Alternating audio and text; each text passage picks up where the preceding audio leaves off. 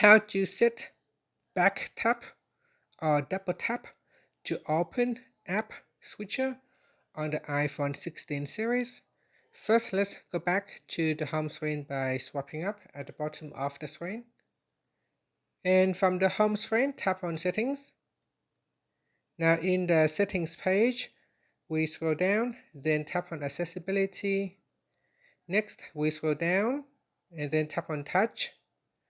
Now in here, we scroll down and then tap on Back Tap.